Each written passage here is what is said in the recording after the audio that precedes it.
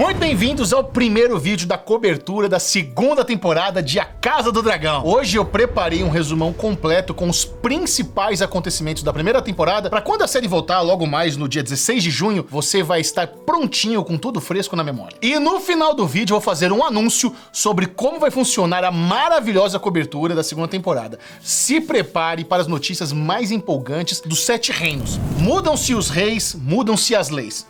Você sabe de onde vem essa frase? Ela é de um poeta brasileiro chamado Augusto Branco e mesmo que tenha tão poucas palavras, representa uma verdade grandiosa. O poder deveria ser uma responsabilidade altruísta, mas se torna quase sempre uma oportunidade de defender o quê? Interesses próprios. No mundo da fantasia, nenhum regime poderia ser mais bagunçado do que a monarquia. Quem vai ser rei? Quem vai ser rainha? Quantas cabeças vão rolar nesse processo? George R. R. Martin criou um universo inteiro para tentar responder a pergunta mais impossível de Westeros: quem vai sentar no Trono de Ferro? É em Porto Real que se encontra o cobiçado Trono de Ferro e quem se sentar nele tem o controle dos principais reinos de Westeros. Existem também diversas casas, diversas famílias, cada qual com a sua influência e pretensões. São inúmeras casas em jogo aqui, mas em Game of Thrones, algumas casas tiveram bastante destaque. Vocês se lembram dos Stark, né? Lannister, Targaryen, Greyjoy, Baratheon, Martell, Tyrell, os Bolton, essas são algumas das principais casas. Cada uma tem seu emblema, tem seu animal símbolo,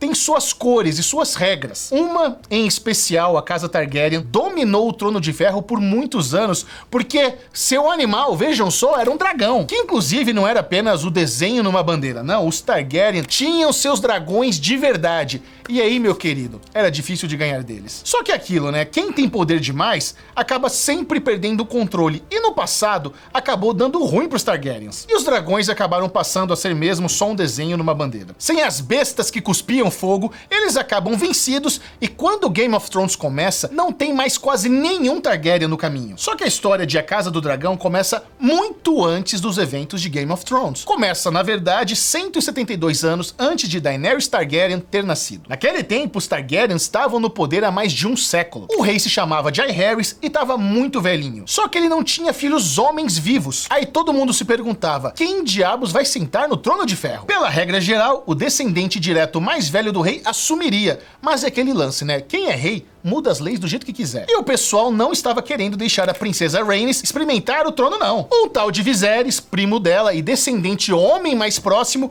acabou virando o rei do nada. Esse Viserys casou e teve o primeiro bebê, uma menina. Ela se chama Rhaenyra e quando ela cresceu, olha que digno, virou copeira. O rei Viserys continuou tentando ter um filho homem sem sucesso e é aí, nesse ponto, que a Casa do Dragão acende o estopim da sua própria história. Vamos fazer o seguinte, vamos memorizar esses rostinhos que vão aparecer aí na tela, porque de primeira, esses são os mais importantes para os primeiros acontecimentos da primeira temporada. Viserys, esse é o rei, o que está sentado no Trono de Ferro. Ele é casado com a Aemma e ela vive tentando dar a ele um filho homem. Inclusive, ela está grávida de novo. Daemon, o irmão do rei, aquele tipo clássico herdeiro problema. Ele é quem lidera a patrulha da cidade, que depois que ele assume, tá sempre promovendo carnificina. Rhaenyra, filha mais velha do rei Viserys. Ela tem gosto pela política do reino e como ela é copeira, ela na verdade sempre está ali absorvendo tudo e ouvindo tudo de pertinho. Otto Hightower, irmão do rei, ou seja, o braço direito do rei, seu conselheiro principal. Alicente, filha de Otto e melhor amiga de Rhaenyra. Corlys Velaryon, um dos membros mais nobres e importantes do Conselho do Rei. Ser Criston começa duelando contra Daemon num torneio de cavaleiros, mas se torna membro da Guarda Real e terá uma importância gigantesca na história. Esses são os personagens mais importantes para a primeira fase da história. Esse primeiro momento da temporada serve para mostrar que o rei Viserys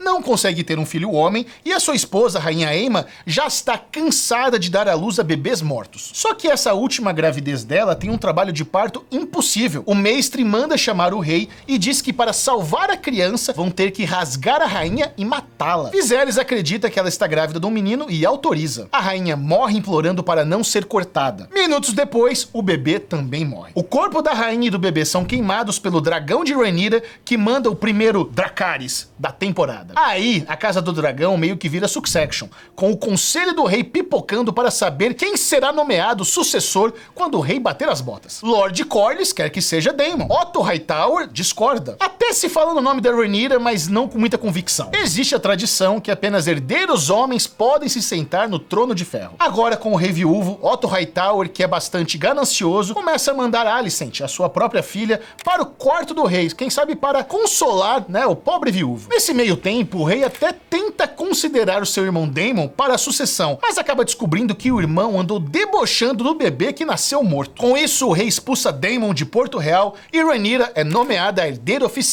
mesmo que isso seja um pouco atípico aos costumes do reino. Para deixar o rei Viserys mais cansado, Lord Corlys vem reclamar que seus navios estão sendo atacados pelos piratas das Cidades Livres e que eles continuam crescendo em números e ameaça. O rei não está muito afim de ajudar e deixa o Corlys chateado mesmo. Começa uma pressão para que o rei case de novo e tente ter filhos homens. Otto então pede para que o rei considere um casamento com a filha mais nova de Corlys. Só que a menina é uma criança e a primeira conversa entre Viserys e a menina é meio que ultra desconfortável. E é um dilema, porque se ele casar com a menina, Lord Corlys sossega e para de torrar a paciência do homem. O problema é que Viserys resolve se casar com quem esteve ali, próximo dele, dando conforto esse tempo todo, a jovem Alicent. Quando ele anuncia no conselho que vai se casar com Alicent, Lord Corlys parece que vai explodir de ódio. No meio disso tudo, Daemon está lá em Pedra do Dragão formando um exército para provar que é melhor que seu irmão. Ele manda uma cartinha para avisar que vai casar e leva consigo um dos ovos de dragão da casa Targaryen. O rei não fica nada feliz com isso e Otto é escalado para ir buscar o ovo de volta. Mas Daemon e ele não se entendem. Quando parece que tudo vai acabar em churrasco,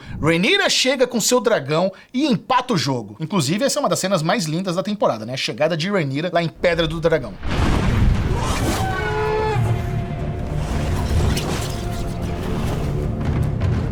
E ela consegue convencer o Daemon a devolver o ovo. Rhaenyra volta para Porto Real para descobrir que a sua melhor amiga vai ser sua madrasta, e Lord Corlys parte para se aliar com Daemon. 3 anos se passam. O rei casou com Alicent e eles já têm um filho, que foi nomeado de Aegon. É importante vocês saberem que a galera Targaryen é bem pouco criativo e fica repetindo o mesmo nome o tempo todo. Existe o Aegon I, que é chamado de O Conquistador. Foi ele que estabeleceu que todos os reinos seriam submissos a Porto Real e fez isso depois de muita guerra. Ele usou as espadas de seus rivais para construir o Trono de Ferro. E esse Aegon que nasceu agora, filho do rei Viserys, da Alicent, é o Aegon II. Nesses 3 anos que se passaram, Daemon está lá combatendo o exército do Engorda Caranguejo, uma espécie de príncipe pirata que está atrapalhando os negócios marítimos de Corlys Velaryon. E aqui temos uma importante jogada estratégica de Daemon. Daemon não está lutando contra o Engorda Caranguejo pela bondade do seu coração. Daemon entende que caso seja vitorioso nesse conflito, não só sua fama de guerreiro se espalharia por todos os reinos,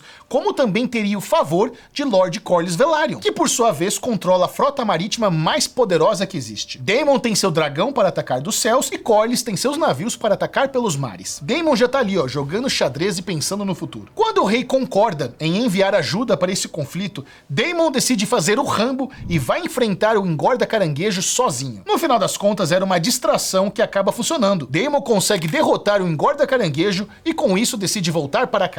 O rei manda Rhaenyra viajar pelos reinos atrás de um varão. Só que ela dá um jeito de encurtar a excursão e volta para Porto Real ao mesmo tempo que Daemon. Daemon chega com o rabinho entre as pernas e o rei o perdoa. Só que logo fica claro que nosso querido Daemon não conhece a existência de outra forma que não seja promovendo o caos. Ele então tem a brilhante ideia de apresentar a Rhaenyra uma passagem secreta que leva para fora do castelo. E lá vão os dois pela cidade achando que estão disfarçados. Daemon, que desconhece limites, leva a sobrinha para uma casa de tolerância. Lá eles vão para um cantinho mais privativo da balada. E olha que interessante, ela tá adorando. No meio daquela baguncinha, ela e o tio se pegam. É isso mesmo, se pegam e são vistos por espiões de Otto, a mão do rei. E Rhaenyra tá gostando, ela quer mais que beijinho com o próprio tio, só que ele recusa. Ela volta pro castelo bem frustrada com a rejeição e com a broxação do tio e encontra o Criston dando sopa e acaba se entregando pra ele. No dia seguinte, meus amiguinhos, a Porto Real foi a alegria dos fofoqueiros. Otto jogou na roda toda a baguncinha do Daemon e da Rhaenyra lá na casa da Luz Vermelha. Daemon confessa, assume e ainda pede a mão da sobrinha em casamento. Só que o rei se recusa e obriga Rhaenyra a se casar com Lyonor, o filho de Lord Corlys. Ela aceita, mas pede que o pai dispense Otto como mão do rei. O rei então demite Otto e o manda embora de Porto Real. Aqui vamos acrescentar Lyonor no nosso hall de personagens importantes. Como última medida de prevenção,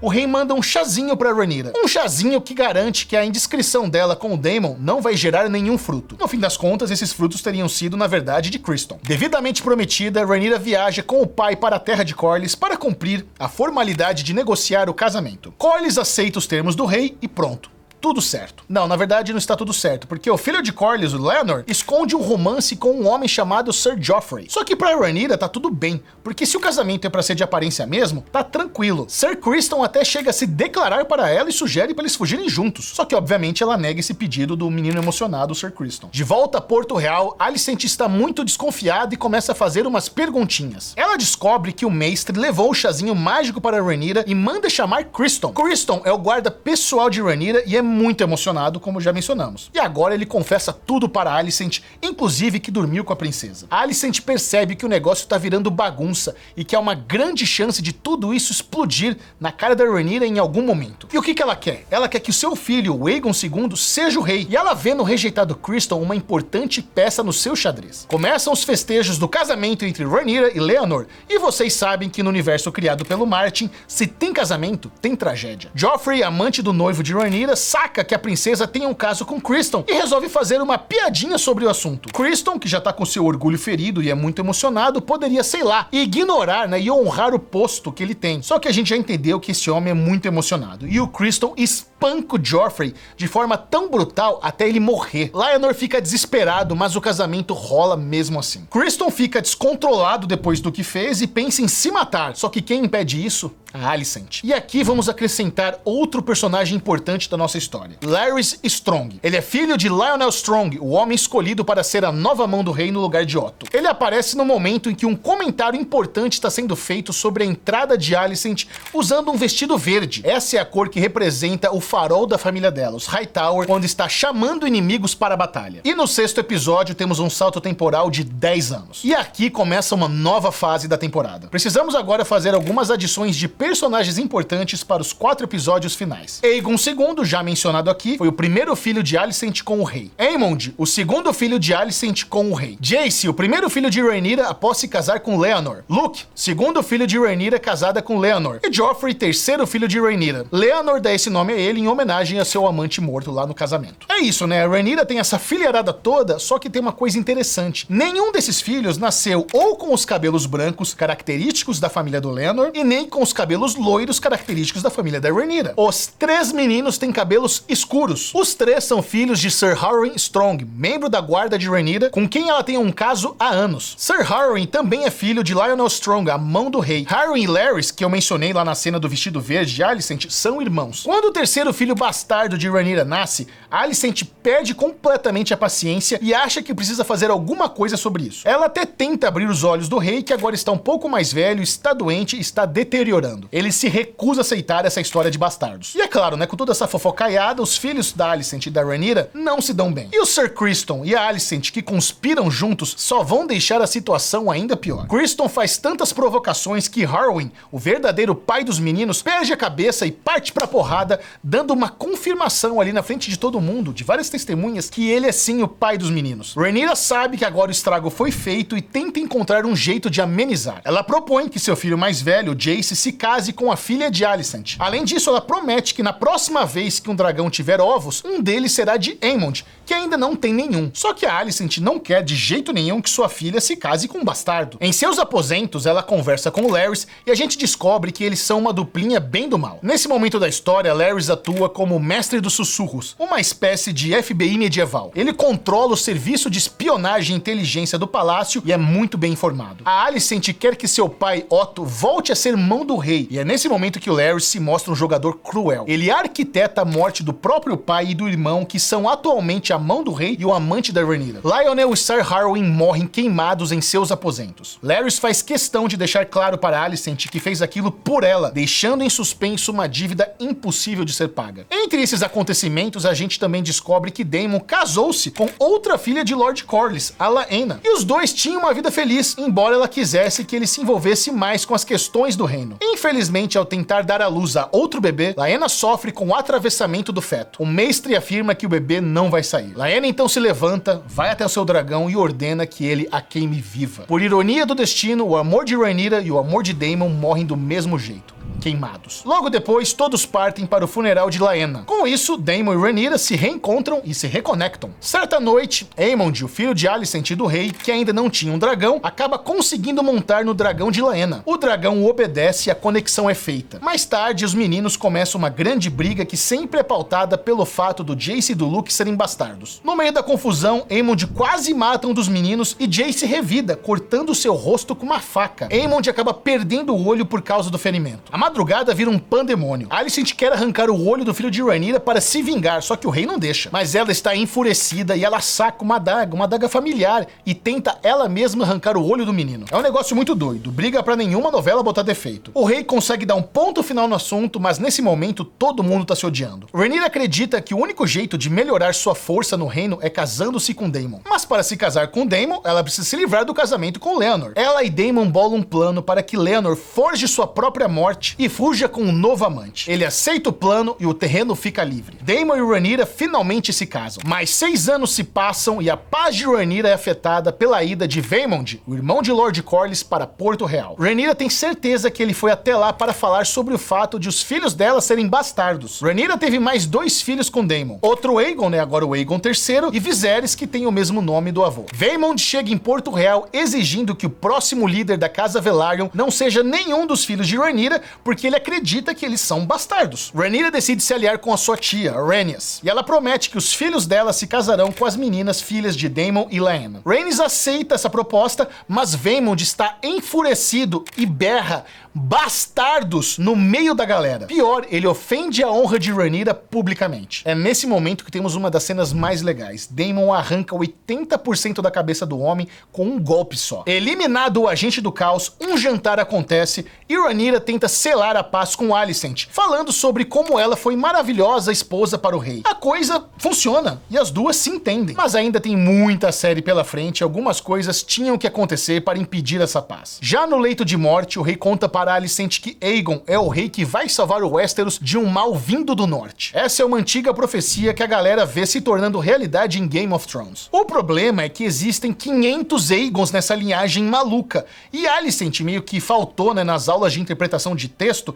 e acha que ele disse o seguinte: seu filho Aegon tem que ser rei. Pronto. Voltamos à estaca zero. Você piscou e a Alicent já está num conselho secreto planejando um golpe pra cima da Rhaenyra. Otto, que voltou a ser mão do rei, quer matar Rhaenyra, os filhos dela e o Daemon. A Alicent quer que seu filho seja rei, mas ela não quer essa chacina. E ela vai lá no quarto da tia Rhaenys tentar convencê-la a fechar com eles. Só que a Rhaenys se recusa, porque ela já tinha fechado com a Rhaenyra, e a Alicent prende a mulher lá no quarto. Começa o plano de apresentar Aegon como futuro rei diante da população. Está lá todo mundo reunido e o jovem Aegon é anunciado como novo rei. No meio da cerimônia, a Rhaenys, que foi liberta, entra quebrando tudo com seu dragão. Ela intimida a Alicent e seus aliados, mas não faz nada além disso, e sai voando bonitinha. Ela voa direto até Rhaenyra e conta sobre o golpe. Daemon começa a articular apoio de outras importantes casas. Ele sabe que do lado deles tem mais dragões, e isso pode ser a maior vantagem para Rhaenyra. Mesmo assim, o apoio de outros senhores e de outras casas é muito importante. Otto e Rhaenyra se encontram e ele faz uma proposta para que não haja guerra.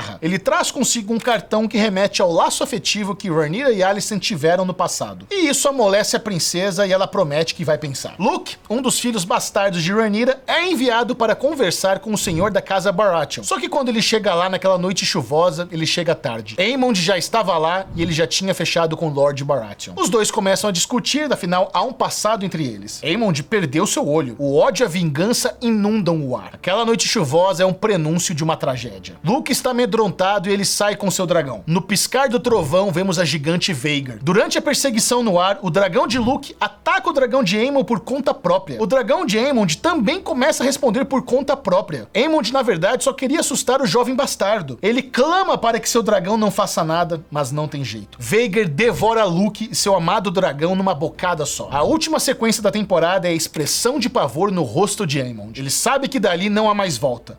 A guerra vai começar. Muito bom, agora que você relembrou os principais acontecimentos da primeira temporada de A Casa do Dragão, eu gostaria de fazer um importante anúncio. É com muita alegria, é com muito orgulho que para a segunda temporada de A Casa do Dragão, eu vou me juntar com a Mikan para lives semanais. Vai, Mikan, conta pra turma aí como é que vai funcionar. Oi, pessoal do Série Maníacos, aqui é a Mikan e eu tô muito feliz de participar dessa cobertura especial de House of the Dragon, porque além dos conteúdos que eu e o Michel vamos ter nos nossos canais, no canal Mikan e no canal Série Maníacos, a gente também vai ter uma live juntos todo domingo, logo depois do episódio. Vai ser aquele momento bem de fã pra gente conversar com vocês, as nossas impressões imediatas, curtir bastante o que rolou no episódio e também discutir aí o que a gente achou, o que vem pela frente. Eu tô muito animada para que vocês vejam essa cobertura que a gente vai fazer com muito carinho a partir do dia 16 de junho, logo depois do primeiro episódio de House of the Dragon. Vejo vocês lá. É isso mesmo, não percam as nossas lives todos os domingos logo depois do episódio ir ao ar. Beijo, até lá e se inscreve para não perder a cobertura da segunda temporada de House of the Dragon, vai ser bom demais.